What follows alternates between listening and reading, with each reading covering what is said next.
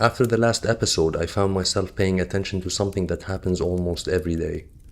I'll have a conversation with someone, and by the time it ends, I'll know much more than what was actually said. Sometimes a friend tells me they're fine, but something in their voice says otherwise. Sometimes someone smiles, yet their eyes seem to be carrying something entirely different. And strangely, the opposite happens too. People often seem to know things about me that I've never spoken aloud. Not because they can read my mind, but because somehow we're communicating in ways that words alone can't explain. That made me wonder, maybe human beings are always speaking two languages. One is made of words and the other is made of tone, gesture, timing, silence, posture, presence. The curious thing is that we're exchanging both languages all the time, even when we aren't aware of it. The more I watch this, the more I notice something else. When someone says something that hurts me, it's rarely only the sentence that hurts. Sometimes it's the way it was said, or who said it, or when they said it, or what it reminds me of. It's as though every moment that reaches me becomes connected to countless others already living inside me. A while ago I noticed this while playing with my daughter. I was stacking a few wooden pebbles into a small staircase, and without thinking I suddenly found myself singing a Michael Jackson song. A moment later I realized why. The shape of those pebbles had quietly reminded me of the famous lean from the song Smooth Criminal. The pebbles didn't contain Michael Jackson, my mind found him. That small moment stayed with me because it made me wonder whether our experience of reality is far more symbolic than I had imagined. Perhaps what happens outside of us isn't simply received, it's interpreted. Meaning seems to arise almost instantly, long before explanation does. Maybe that's also why the people who move us most deeply rarely rely on facts alone. They tell stories, they use images, metaphors, and something about that reaches places explanation never seems to reach. And I'm beginning to suspect that metaphors don't simply make communication more beautiful, they make it more complete. They speak both languages at once, the language of logic and the language of symbol. And perhaps that's exactly what life has been doing all along. That might explain something I've been studying for years: logical truths and emotional truths. Someone can tell me there's nothing to worry about, and logically they may be completely right, yet my body continues to tighten. Or someone tells me you have nothing to be sad about, and perhaps they're right about that too, yet sadness doesn't disappear simply because it has lost the argument. For a long time I assumed the body simply needed to catch up with the mind. Now I'm beginning to wonder whether something else is happening. Perhaps the body isn't arguing with logic, perhaps it's speaking another language. A language made of sensations, associations, images, memories, symbols. A language the head often struggles to translate. It reminds me of a kind of a marriage I've seen many times. The husband quietly assumes he understands reality better. His wife seems too emotional, too reactive, too dramatic. So little by little he stops taking her seriously. At first she tries to explain herself, then she discovers explanation no longer works. So she changes languages. She withdraws, becomes passive-aggressive, uses guilt, manipulates. And not because manipulation is her nature, but because it slowly became the only language that still seems to reach him. Neither is respecting the other anymore. One dismisses and the other manipulates. And sometimes I wonder whether this is exactly what happens between my own head and body. The head dismisses the body because it doesn't make sense, and the body manipulates the head because it no longer feels heard. Perhaps maturity isn't learning to silence one voice inside us. Perhaps it's learning to hear every voice clearly enough that none of them has to shout. And the more I observed this, the more I realized that this misunderstanding isn't only happening inside me. It happens between people too. I've noticed that different people seem to awaken different versions of me. Some bring out tenderness, others playfulness. Some awaken confidence and others fear. And once, during a session with a client, I noticed something that genuinely disturbed me.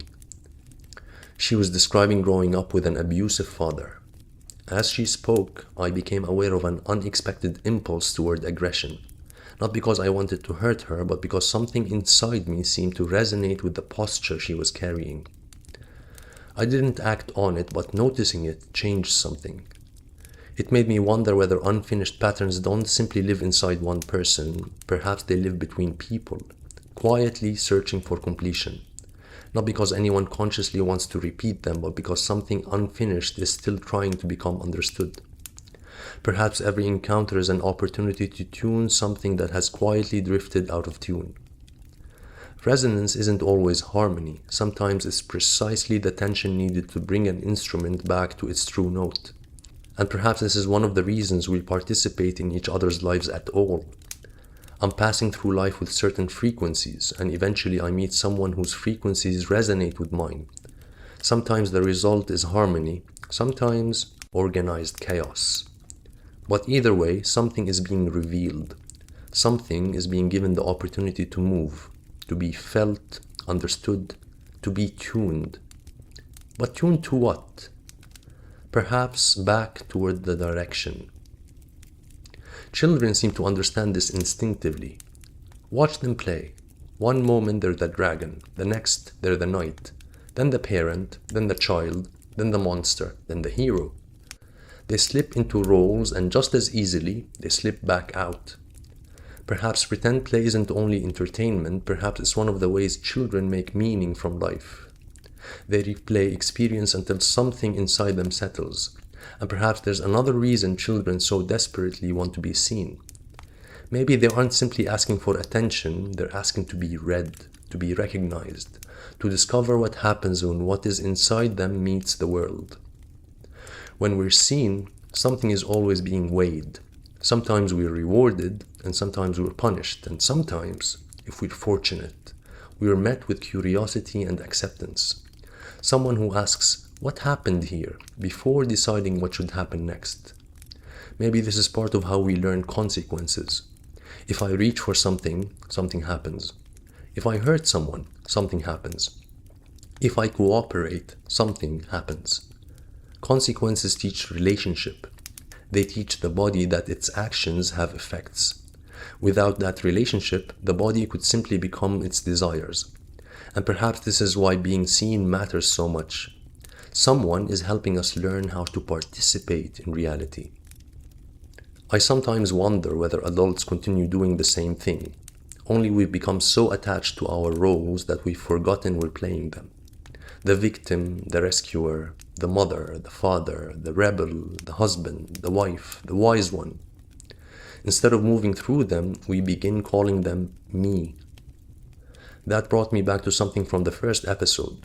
When we live at the tip of the pendulum, movement becomes identity. Perhaps that's exactly what happens here. The head quietly says, this is who you should become. And the body replies, this is what I'm carrying. Neither one is lying, neither one is complete. But the head has a peculiar habit. It slowly begins convincing me that it is me. It creates an ideal version of myself. Always patient, always compassionate, always disciplined, always present, always wise. And who wouldn't want to become that person? The body is easier to recognize.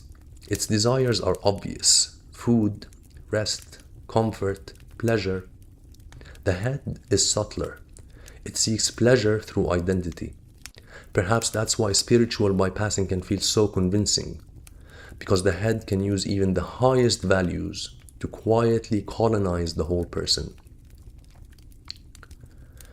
I've also noticed something curious about the rhythm of my own days. During the day, the head seems to lead. Plans, responsibilities, problems to solve. The body's signals become so easy to postpone, and I'll say to myself, I'll deal with that later. But later eventually arrives. Night falls, and suddenly the body begins speaking with remarkable force. Hunger, loneliness, exhaustion, desire, compulsion. And for a long time I blamed the body for this. Now I'm beginning to wonder whether it had simply been waiting all day for someone to listen. And then a different image came to mind. Imagine opening a small shop every morning and then immediately leaving. At first, perhaps nothing happens. Some people come in, take what they need, pay honestly, and leave. But eventually someone notices that no one is watching. Something small disappears, someone else leaves a mess, another begins taking more than they paid for. Someone starts moving things around, another breaks something. Eventually the shop is still standing, but it no longer resembles the shop you opened. Not because everyone inside is evil, but because no one is tending it. I sometimes wonder whether self-sabotage begins this way. Not because one part of me wants to ruin my life, but because I've left the store unattended.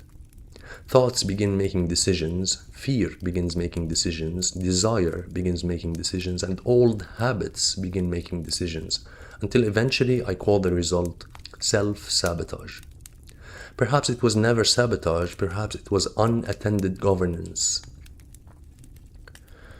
All of this brought me back to the courtroom from the last episode. If the head and the body are both speaking, then who exactly is the judge? For a while I assumed the head was, but the head already has an argument. The body has one too. Neither can judge fairly while defending its own case. A good judge doesn't simply listen to the prosecution or only to the defense.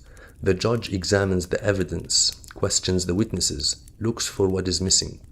Only then does judgment become possible. Perhaps our inner world works the same way. The head isn't the judge, the body isn't the judge. They're witnesses. Each sees something the other cannot. Logical truth, emotional truth. Literal events, symbolic meaning. Memory, immediate reality. The values that give direction and the circumstances asking for adaptation. None of them alone is the truth. They are testimony. The judge carries the balance, and perhaps this is where the rhythm of discernment begins.